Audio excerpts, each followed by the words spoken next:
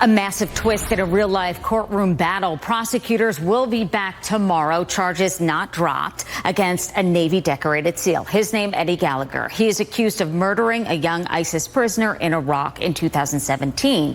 Defense attorney Jay Abt is in studio. He joins me now to discuss. So certainly, Jay, a courtroom bombshell here. No one expected this to happen. A gentleman named Corey Scott, a fellow SEAL, gets on the stand and says, I'm actually the one who killed the ISIS prisoner. I did this as a mercy killing because he was going to die anyway. So then you have the defense going, wait a minute, see, he didn't kill him anyway. So I expected the prosecutors to drop the charges, but not so.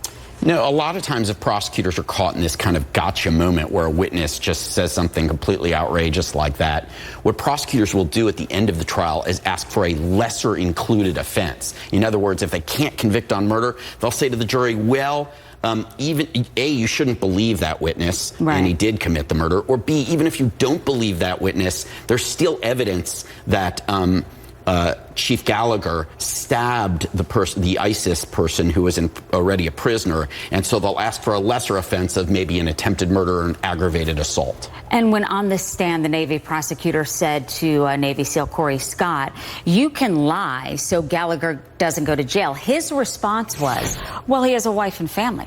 Yeah, so he was given immunity, and there's a couple different types of immunity in court, but he was given what's called use immunity, where anything he says on the stand cannot be used to prosecute him as long as it's not proven to be perjury. Now, a lot of people think he's lying, but they would have to prove that it's perjury, and that's almost impossible to do. So he is, Corey's going to be immune from prosecution for murdering that ISIS prisoner. You and I were discussing this. War is certainly not pretty, and what a Navy SEAL goes through in terms of the training and what they go through that we don't even know about, as we shouldn't, some of the missions that they're on. So is it a fine line in terms of what is prosecuted and what is not? Such a fine line, because we train these young men, sometimes they're 18 and 20 years old, to go serve their country by learning to kill. We teach them to kill in the military. And then are we so surprised that when we've given them all this training and instincts to go out into the battlefield and kill, that they actually do kill someone? There is a fine line between who you're supposed to kill, when, and those are called the rules of engagement. But, you know, you can't just turn this off and turn it on like a light switch. They're mentally hardwired and trained killers, and that's what their purpose is, so they can defend our country. And then we get surprised when they kill someone who's in captivity that they're not supposed to.